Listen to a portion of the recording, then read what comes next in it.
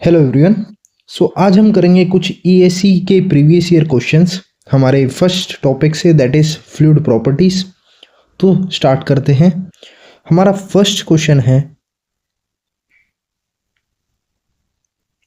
Which one of the following pressure unit represents the least pressure? Option A millibar, option B mm of Hg, option C newton पर mm square and option D kgf पर centimetre square. तो अब इस question का answer अगर हमने जल्दी देना है तो हम कुछ चीज़ें याद कर सकते हैं। अब याद क्या करना है, जैसे कि 1 एटमॉस्फेरिक प्रेशर कितना होगा, 10.1 meter of water, 10.1 meter of head of water होगा। ऐसे ही ये होता है हमारा 760 mm ऑफ Hg। अब नेक्स्ट है, ये होता है 1013 मिलीबार। फिर अब ये 1013 था, अब हम क्या करेंगे, एक डेसिमल क्रिएट करेंगे, यानी कि 101.3 kPa किलो पास्कल। देन हम 1.013 करेंगे kgf पर सेंटीमीटर स्क्वायर। और अब एक और डेसिमल क्रिएट करेंगे अगर हम 0.01013 न्यूटन पर mm स्क्वायर। तो हम ये चीज़ याद कर सकते हैं। अगर हमें ये चीज़ पता है तो हम इसको क्विकली इस क्वेश्चन को सॉल्व कर पाएंगे। तो अब हमने एटमॉस्फेरिक 1 atm पता है हमें, तो हम इन सबको 1 atm के टर्म्स में रिलेट कर पाएंगे।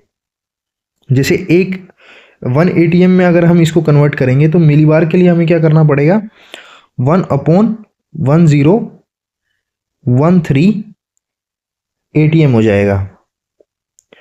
और ये कितना हो जाएगा, 1/760 atm। न्यूटन पर mm स्क्वायर में हमारा होगा 1/0.1013 atm।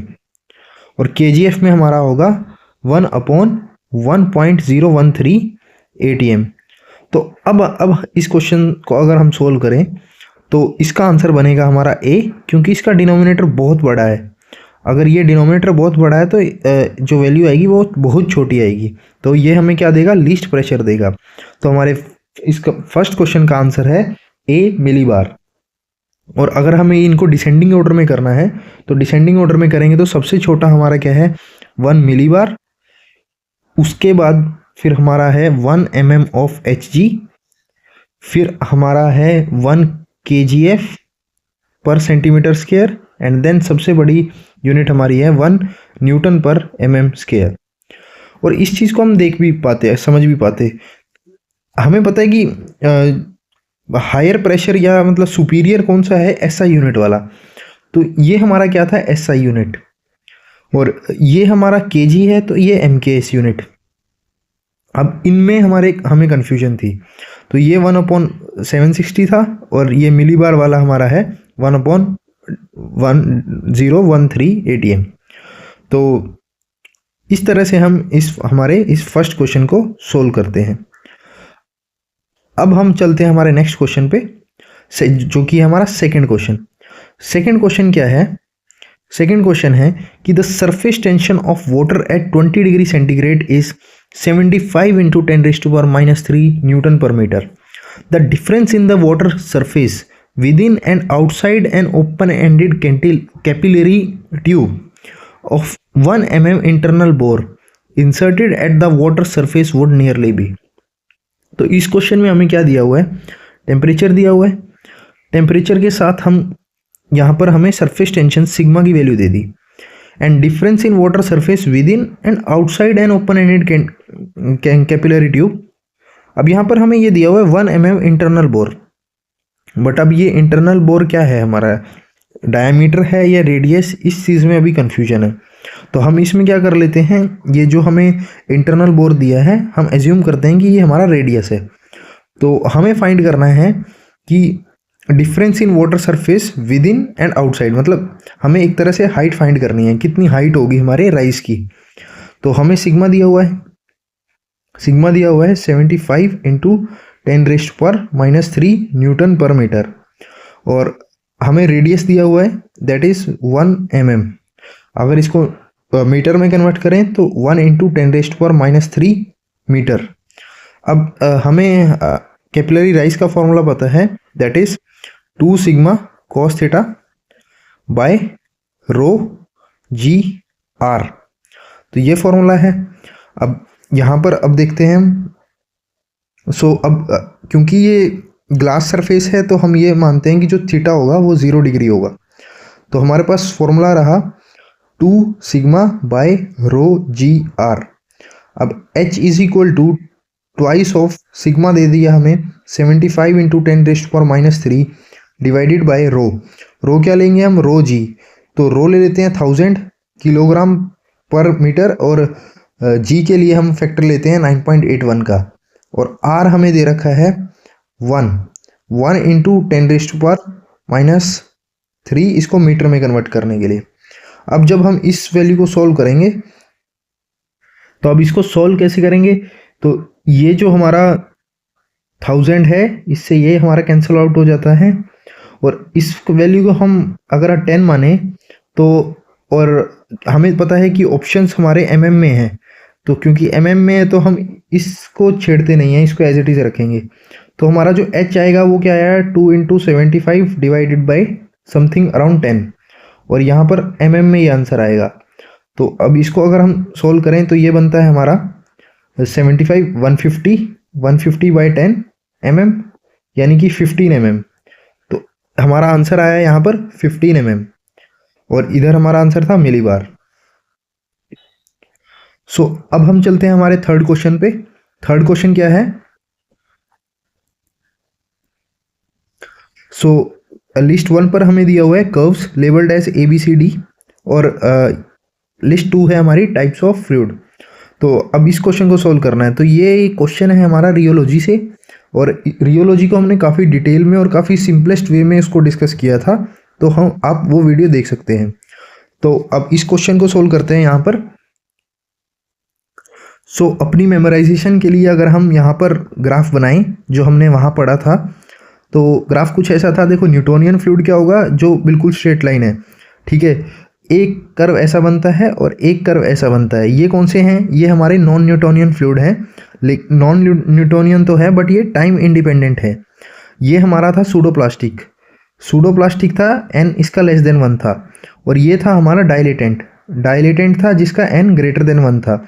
इसको हम n ग्रेटर देन 1 था तो इसलिए इसको हमने बोला था शेयर थिकनिंग।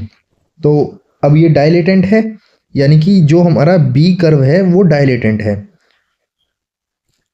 डायलेटेंट ऑप्शन में नहीं है बट नॉन न्यूटोनियन ऑप्शन में है, तो यानी कि B हमारा क्या हुआ, B अगर ये A है, B है, C है और D है, तो B में हम 3 को डाल सकते हैं। अब उसके बाद आगे देखते हैं, तो एक है A मतलब कि स्लोप जिसकी 0 है, और स्लोप 0 किसकी होती है, जिसकी कोई विस्कोसिटी नहीं है। जिसकी कोई विस्कोसिटी नहीं यानी कि कैसा है, वो आइडियल फ्लूइड है। तो हम A को 2 दे सकते हैं, तो A को हम 2 दे सकते हैं। तो अब हमारे ये रूल आउट हो गए हैं, A और D रह चुका है, तो अब हमें C और D सोल्व करना पड़ेगा। तो अब हम जब ऊपर जाते हैं, जब हमारा ये वाला पोर्शन एग्जिस्ट करता है, इसको हमने B नाम दिया था।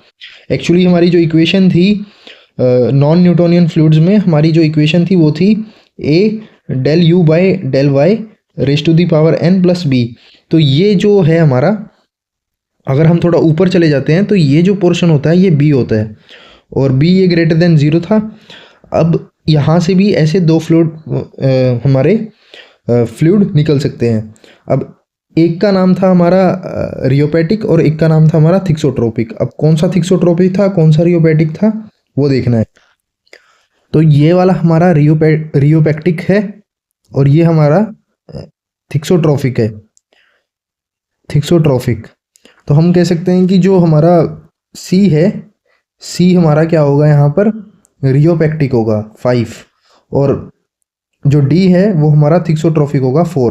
तो इसका जो एग्जैक्ट जो हमारा ऑप्शन बनता है वो ये बनता है 2 3 5 4। ये क्वेश्चन हमने सॉल्व कर दिया, इसके ऑप्शंस गलत हैं। अब हम आगे चलते हैं हमारे नेक्स्ट क्वेश्चन पे। अब हम आते हैं हमारे फोर्थ क्वेश्चन पर। फोर्थ क्वेश्चन में लिस्ट 1 एंड 2 दे रखी है। लिस्ट 1 क्या है? Concentrated sugar solution, sewage sludge, blood, air. तो अब हमें पता होना चाहिए जो ब्लड है वो क्या है? हमारा सूडोप्लास्टिक है। ठीक है, ये होता है हमारा सूडोप्लास्टिक। एयर जो है, एयर हमारा एक तरह से न्यूटन्स लॉ ऑफ विस्कोसिटी को वो फॉलो करती है, तो वो हमारा न्यूटोनियन है।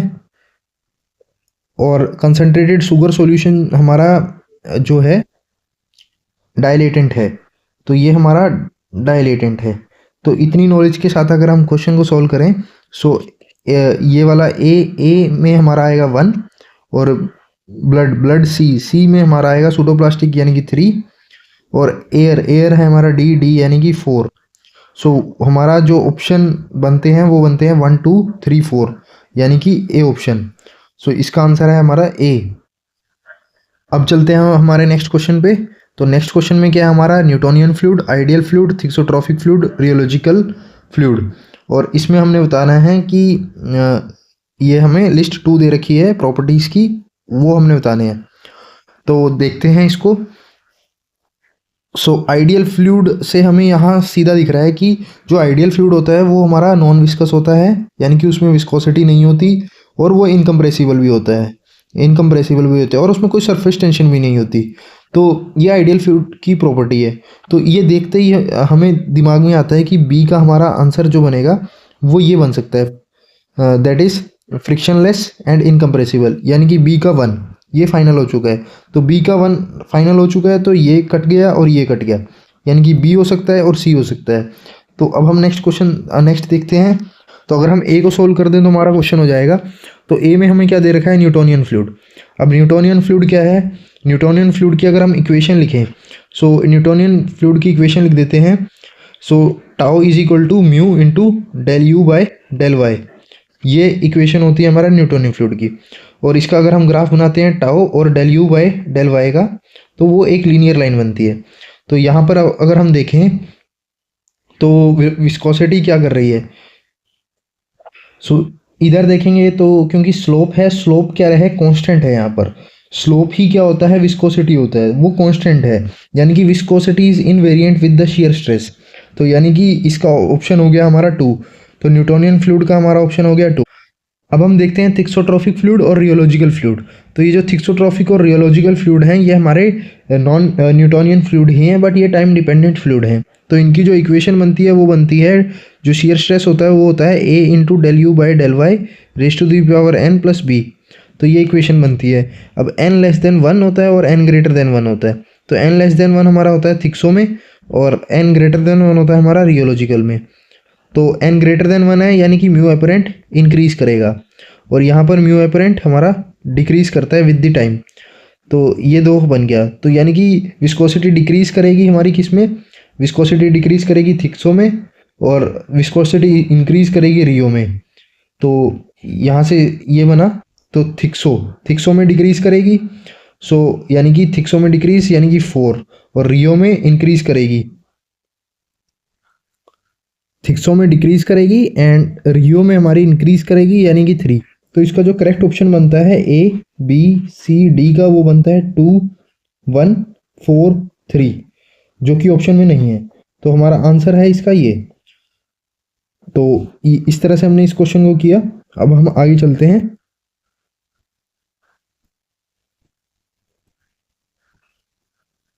अब हम आते हैं हमारे 6th क्वेश्चन पे। विच one of the following statement is correct? तो पहला है कि dynamic viscosity of water is nearly 50 times that of the air. हाँ, जो डायनेमिक विस्कोसिटी होती है हमारी वो 50 to 55 टाइम्स होती है, और जो काइनेमेटिक विस्कोसिटी होती है वो 15 टाइम्स होती है। तो यहाँ पर अगर हम देखें तो इधर लिखा है कि kinematic viscosity of the water is 30 times that of the air. तो ये एक्चुअली होती है 15%, तो 15 टाइम्स। सो ये ऑप्शन गलत है। फिर water in soil is able to rise considerable distance above the ground water table due to viscosity, नहीं, ये कैपिलरी एक्शन के थ्रू राइज करता है, तो ये भी हमारा यहाँ पर गलत है। Then next, vapour pressure of the liquid is inversely proportional to the pressure, ये भी गलत है, ये डायरेक्ट रिलेशन में रखता है। तो हमारा यहाँ पर सही ऑप्शन बनता है dynamic viscosity of water is nearly 50 times that of the air. ये एक्चुअली 50 to 55 टाइम्स होती है। सो हमारा सिक्स्थ का ए ऑप्शन। अब हम हमारे नेक्स्ट क्वेश्चन पे चलते हैं, सेवेंथ में क्या है कि which of the following fluid can be classified as non Newtonian. So non Newtonian, तो कैरोसिन ऑयल तो हमारा न्यूटोनियन है, डीजल ऑयल भी हमारा न्यूटोनियन है, ह्यूमन ब्लड हमारा नॉन न्यूटोनियन में आ गया। सो ये ठीक है। और टूथपेस्ट भी हमारा नॉन न्यूटोनियन में आ गया। टूथपेस्ट एक्चुअली बिंगम प्लास्टिक है, बिंगम प्लास्टिक। और जो हमारा ह्यूमन ब्लड है वो हमारा सूडो प्लास्टिक है, सूडो प्लास्टिक। अब हम वाटर पे देखते हैं, तो वाटर हमारा न्यूटोनियन फ्लूइड है, तो इसका आंसर 3 एंड 4 हो गया, यानी कि सेवेंथ का बी। अब हम चलते हैं हमारे नेक्स्ट क्वेश्चन पे, दैट इज एट्थ क्वेश्चन में क्या है कि at the standard temperature the kinematic viscosity of air is greater than that of the water at the same temperature. अब ये है असर्शन, रीजन देखते हैं।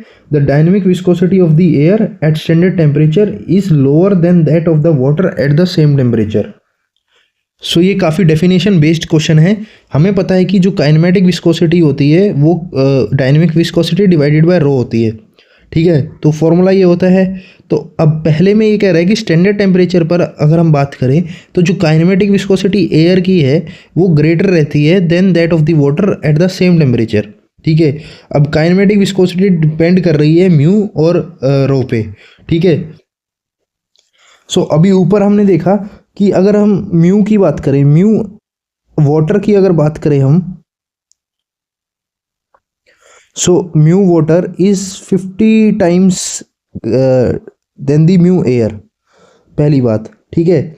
दूसरी बात, अगर हम रो वाटर की बात करें तो रो वाटर होता है 1000 kg पर मीटर क्यूब, और रो एयर ऑलमोस्ट 1 के इक्वल आता है, 1 kg पर मीटर क्यूब। तो हम यहाँ बोल सकते हैं कि रो वाटर क्या है हमारा 1000 टाइम्स रो एयर। इधर से देख सकते हैं हम कि म्यू एयर क्या आया हमारा 20 टाइम्स म्यू वाटर, तो यानी कि 20 गुना ज़्यादा है वो। अब ये किसकी वजह से हुआ? अब रीज़न क्या दिया हुआ है, dynamic viscosity of air at standard temperature is lower than that of the water at the same temperature. तो वो कह रहा है कि डायनेमिक विस्कोसिटी हाँ वो लोअर होती है, तो रीज़न भी करेक्ट है और असर्शन भी करेक्ट है। बट ये आया कैसे? असर्शन करेक्ट ज़्यादा किसकी वजह से आया? वो इसकी वजह से आया, डेंसिटी की वजह से आया। तो हम कहेंगे कि ए और आर दोनों करेक्ट हैं, बट आर करेक्ट एक्सप्लेनेशन नहीं है। तो मैं यहाँ पर जाऊँगा बी की तरफ। तो इसका हमारा जो आंसर आएगा वो बी है, ठीक है। तो इस तरह से हमने 8th क्वेश्चन को भी सोल्व किया। अब हम आगे चलते हैं। अब 9th क्वेश्चन क्या है, the velocity distribution for flow over a plate is given by this, where u is the velocity in metre पर second and distance y above the plate, meter above the plate. If the dynamic viscosity of the fluid is this, then what is the shear stress at 0.2 meter from the boundary? सो यहाँ पर हम Newton law of viscosity लगाते हैं, तो हमें पता है कि जो shear stress है वो क्या है, mu times del you by del y, और y की equation in terms of u की equation in terms of y दी हुई है। So tau is equal to dynamic viscosity कितनी है 0.9 newton second per meter square, and ये क्या है हमारा 0.5 y minus y square, and ये हम करेंगे, इसकी हम क्या करेंगे, डिफरेंशिएशन करेंगे एट y इक्वल टू 0.2। सो इसकी जब हम डिफरेंशिएशन करेंगे तो डिफरेंशिएशन करने के बाद हमारे पास रिजल्ट आएगा 0.5 माइनस वाई, और हमने फाइंड किस पे करना था actually 0.5 minus 2y minus 2y eight 0.2। तो यहाँ से हमारे पास 0.1 आंसर आएगा और यहाँ से 0.9 आंसर आएगा, और ये टाउ होगा। तो इधर से सॉल्व करेंगे तो ये आंसर आ गया 0.09 न्यूटन पर मीटर स्क्वायर, तो यानी कि डी आंसर इसका हुआ। सो हमने इस तरह से 9th क्वेश्चन भी सोल्व कर लिया। अब हम आते हैं हमारे 10th क्वेश्चन पे। 10th क्वेश्चन क्या है कि a flat plate of 0.15 meter square is pulled at 20 centimeter per second relative to another plate fixed at a distance of 0.02 centimeter from it with a fluid having mu 0.0014। so ये हमें mu दिया हुआ है, तो हमें power बतानी है कितनी होगी। ओके, तो सबसे पहले हम अगर हम इसका शियर स्ट्रेस निकालें तो वो कितना बना, 0.0014 SI में है ये, एंड देन यहाँ पर SI में है। यहाँ हम देख सकते हैं कि Newton second per meter square है। सो पॉइंट ये SI यूनिट थी। अब यहाँ पर वेलोसिटी, रिलेटिव वेलोसिटी दी हुई है हमें दिस, जो कि सेंटीमीटर में है। तो 20 सेंटीमीटर पर सेकेंड ये रिलेटिव वेलोसिटी है, एंड देन उनके बीच का डिस्टेंस जो कि है 0.02 सेंटीमीटर। तो सेंटीमीटर से सेंटीमीटर कैंसिल आउट हो जाएगा, ये अभी तक ऐसा ही रहा। तो ये हमारी शियर स्ट्रेस थी। अब फोर्स कितना, ड्रैग फोर्स कितना हुआ? ड्रैग फोर्स के लिए हम क्या करेंगे, इसको एरिया के साथ मल्टीप्लाई कर देंगे, जो कि दिया हुआ है हमें 0.15। तो ये हमारा बन गया drag force, and F into v क्या होता है, पावर। तो हम V के साथ इसको मल्टीप्लाई कर देते हैं, बट अब ये V सेंटीमीटर में है तो इसको कन्वर्ट कर दिया हमने मीटर में, तो ये मीटर पर सेकंड में रहेगा।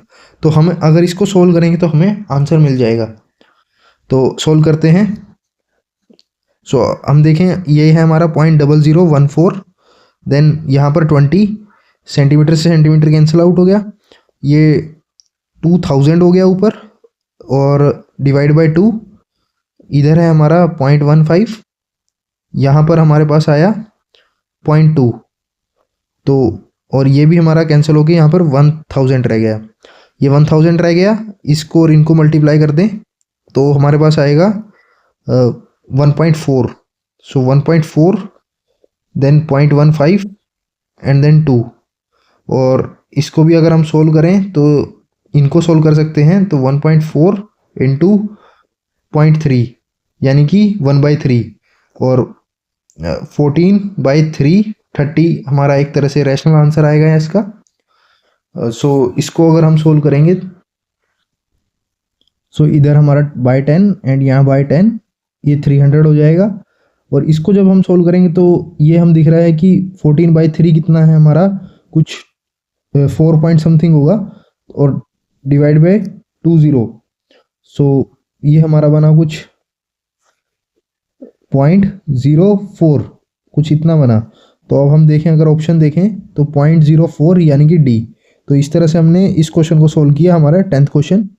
अब हम चलते हैं हमारे 11th क्वेश्चन की तरफ। 11th क्वेश्चन में क्या है कि विच one of the following expresses the height of fall और हाइट ऑफ राइज और fall of a liquid in capillary tube. तो इसका सीधा फॉर्मूला हमें पता है, बट यहाँ हमें देखना पड़ेगा कि ये डी क्या है। अगर डी डायमीटर है तो ऊपर 4 आएगा। So 4 sigma cos alpha, alpha angle of contact है, divided by W specific weight है इंटू डी। तो यानी कि ये ऑप्शन सही है। तो हम यहाँ पर जाएंगे सी की तरफ, तो सी आंसर है इसका। अब हम आ जाते हैं हमारे नेक्स्ट क्वेश्चन पे। नेक्स्ट क्वेश्चन है हमारा 12th देखते हैं। सो 12th क्वेश्चन में क्या है, कर्व आइडेंटिफिकेशन है और नेचर ऑफ द फ्लूइड है। सो ये वाला जो है ये हमें पता है बिंगम प्लास्टिक है। तो ये हमारा है बिंगम प्लास्टिक, और ये हमारा न्यूटोनियन, और ये n 1 है और ये n 1 है। सो ये डायलेटेंट है, और n<1 वाला हमारा सूडोप्लास्टिक है। तो अब हम ऑप्शन मैच कर लेते हैं। तो कर्व ए क्या बताएगा हमें, ए है हमारा Bingham plastic, ideal Bingham plastic यानी कि 3, और बी हमें क्या दे रहा है, बी है हमारा सूडोप्लास्टिक यानी कि 4, और सी क्या है हमारा, सी है हमारा न्यूटोनियन यानी कि 1, और डी क्या है हमारा डायलेटेंट यानी कि 2। सो 3 4 1 2 यानी कि ए। तो 12th का हमारा आंसर आया ए। अब हम चलते हैं हमारे नेक्स्ट क्वेश्चन पे। ये वाला क्वेश्चन है हमारा असर्शन एंड रीजनिंग। सो इसमें क्या बोला है कि the movement of 2 block of wood welded with hot glue requires greater and greater effort as the glue is drying up. Viscosity of liquid varies inversely with the temperature. So अगर हम reason की तरफ देखें तो viscosity liquid की क्या है, inversely है विद टेम्परेचर। तो हमें पता है कि विस्कोसिटी लिक्विड में आ किसकी वजह से रही है, वो आती है कोहेशन बिटवीन द मॉलिक्यूल्स के बीच में, जो इंटरमॉलिक्यूलर अट्रैक्शन है। तो जब टेम्परेचर बढ़ता है तो वो कम होती है, तो हम कहेंगे हाँ विस्कोसिटी हमारी क्या है, डिक्रीज होगी। तो रीजन करेक्ट है। और असर्शन भी अगर प्रैक्टिकली देखें तो करेक्ट है कि जब मूवमेंट, जैसे जैसे ग्लू सूखेगा तो मूवमेंट हमारी कम हो जाएगी 2 वुड के बीच में। 2 ब्लॉक्स ऑफ वुड। तो ए और आर तो करेक्ट तो हैं, ये ए भी करेक्ट है और आर भी करेक्ट है। अब ये देखना है कि क्या ये करेक्ट रीजन है। तो यहाँ पर लिखा है ग्लू इज ड्राइंग अप, मतलब कि जो ग्लू था, हॉट ग्लू था, ये कूल डाउन हो गया। अब कूल डाउन हुआ तो विस्कोसिटी बढ़ गई। अब विस्कोसिटी बढ़ गई यानी कि हम कह सकते हैं कि ये क्या है, एक करेक्ट एक्सप्लेनेशन है। नेक्स्ट क्वेश्चन है हमारा ये। तो इसमें क्या है, लिस्ट 1 है, 2 है और हमें उनकी करेक्ट डायमेंशन बतानी है। तो कोफिशिएंट ऑफ विस्कोसिटी क्या होता है, डायनेमिक विस्कोसिटी होता है और इसकी यूनिट होती है mln L-1 T-1। Kinematic viscosity, अब ये हम पता है कि काइनेमेटिक विस्कोसिटी की जो यूनिट होती है वो मीटर स्क्वायर पर सेकंड होती है, यानी कि L स्क्वायर T-1। तो ये हमारा किस में है, m0 L स्क्वायर T-1, यानी कि ये 1 है और कोफिशिएंट ऑफ विस्कोसिटी हमारा ये b हमारा 3 है। ये स्ट्रेस की अगर हम बात करें, ये होता है हमारा force upon area. So force की हमारी यूनिट क्या है, फोर्स की यूनिट है हमारी mass into acceleration. So mass and acceleration है L-T-2 एंड देन एरिया है हमारा L स्क्वायर, सो यानी कि ml-1 T-2। तो ये हो गया हमारा ml-1 T-2 जो कि है 4, सो 314। और स्पेसिफिक ग्रेविटी हमारा हो गया डायमेंशनलेस, m0 L0 यानी कि 2, यानी कि 2314। तो इस तरह से हमने हमारा 14th क्वेश्चन भी सॉल्व कर लिया। अब हम चलते हैं हमारे नेक्स्ट क्वेश्चन पे। नेक्स्ट क्वेश्चन क्या है हमारा, पॉइस किसकी यूनिट है, पॉइस हमारा डायनेमिक विस्कोसिटी की यूनिट है। और डायनेमिक विस्कोसिटी की यूनिट है तो क्या है वो, तो हमें पता है उसकी यूनिट है हमारी न्यूटन सेकंड पर मीटर स्क्वायर। सो न्यूटन को डाइन से लिखा है तो डाइन सेकंड सेंटीमीटर स्क्वायर। तो ये हमारी पॉइस की यूनिट हुई। हमें पता है 1 पॉइस क्या होता है, 1 पॉइस हमारा होता है 0.1 न्यूटन सेकंड पर मीटर स्क्वायर। अब हम नेक्स्ट क्वेश्चन पे आते हैं। नेक्स्ट क्वेश्चन क्या है, which one of the following statement is correct for water at 100 degree Celsius at sea level the vapour pressure is equal to the atmospheric pressure. So boiling point पर क्या है हमारा, eight boiling point जो हमारा vapour pressure है वो equal हो जाता है एटमॉस्फेरिक प्रेशर के। तो ये ट्रू है। लेकिन बाकी स्टेटमेंट देखें अगर हम, तो सरफेस एनर्जी या surface tension is caused by force of adhesion between the liquid molecule. Surface tension cause की जाती है कोहेजन की वजह से, तो ये गलत है।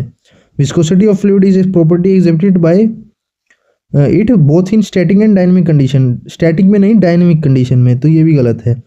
Air is 50,000 times more compressible than water, तो ये कंप्रेसिबल होता है हमारा 20,000 टाइम्स, तो ये भी गलत है।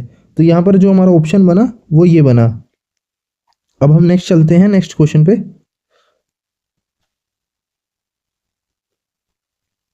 नेक्स्ट क्वेश्चन क्या है हमारा, विच one of the following statement is correct, dynamic viscosity is the property of fluid which is not in motion.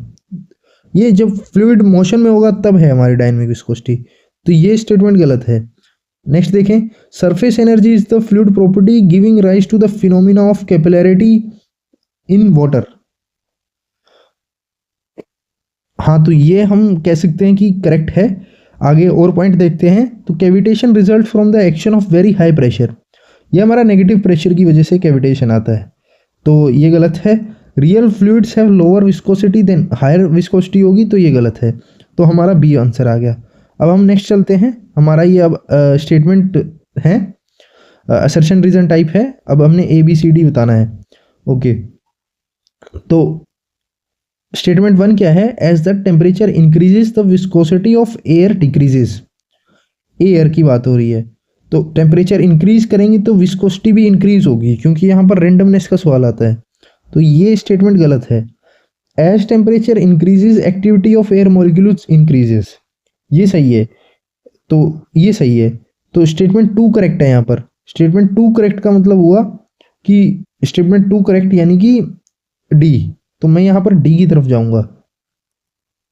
Next question है 19th क्या है कि fluid pressure is a scalar quantity. हाँ, फ्लूइड प्रेशर एक scalar quantity है, उसका कोई direction नहीं है और मैग्नीट्यूड है। अब इसकी बात करें अगर हम, fluid thrust always act downward, तो फ्लूइड थ्रस्ट किसी भी डायरेक्शन में लग सकता है। तो स्टेटमेंट 2 हमारी क्या है, रॉन्ग है।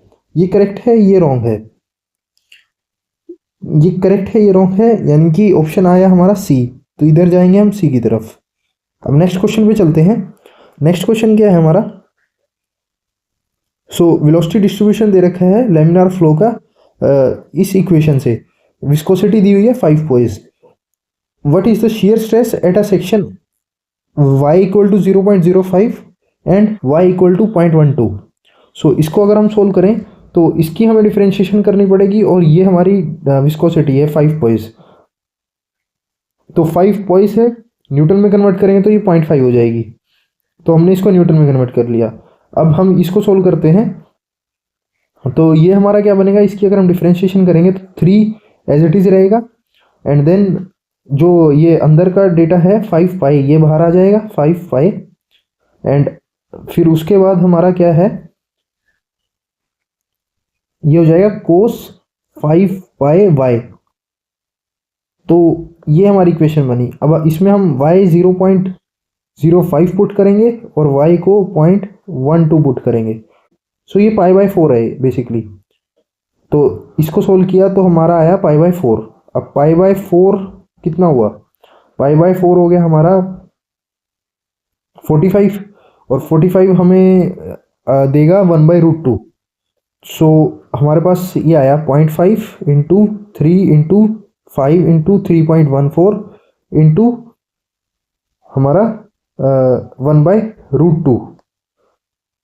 अब इसको सोल्व करना है। सो ये हमारा 1/2 आया, एंड ये कुछ हमारा 10 के आसपास आएगा। सो 50 यानी कि 25/√2 समथिंग इसके आसपास आंसर आएगा। तो और √2 1.4 होता है, तो सॉल्व करेंगे कुछ 16-17 के आसपास हमारा आंसर बैठेगा। तो 16-17 के आसपास, यानी कि हम यही लगा के चलते हैं 16.7। अब हमें सॉल्व करना है 0.12 वाला factor. So 1/2 into 3 into 5 pi, and then अगर हम 0.12 यूज़ करते हैं इधर, अगर हम सोल्व करें cos into 5 into pi into Y क्या है हमारा 12/100, और ये हो गया हमारा 20, और यहाँ पर आ गया हमारे पास इसको सोल्व करेंगे। सो 12/20 यानी कि 2 से करेंगे तो 6/10 एंड देन 3/5। सो 3π/5 ये कोस आया हमारा। इसको तो अब हमें कैलकुलेटर से ही करना पड़ेगा ये सोल्व। सो जब हम इसको कैलकुलेटर से सोल्व कर रहे हैं तो ये कुछ -7.28 के समथिंग आता है, जो ऑप्शन में नहीं गिवन। सो यहाँ पर हम कहेंगे कि सेकंड के लिए कोई ऑप्शन मैच नहीं करा, तो यहाँ पर ये क्वेश्चन होल्ड पर है। लेकिन आंसर की बात करें तो आंसर कुछ आ रहा है 16.7 एंड -7.28, तो ये आंसर आ रहे थे। अब हम चलते हैं हमारे 21 क्वेश्चन की तरफ। अब 21 में क्या है, सरफेस टेंशन सोप बबल का 50 mm डाया है, इनसाइड प्रेशर दिया हुआ है अबव द एटमॉस्फेरिक प्रेशर। तो डेल्टा पी दे दिया है, सरफेस टेंशन बतानी है। सो ओके, और क्या है, सोप बबल है। सोप बबल में हमें पता है डेल्टा पी जो निकल के आया था वो 4 सिग्मा बाय आर निकल के आया था।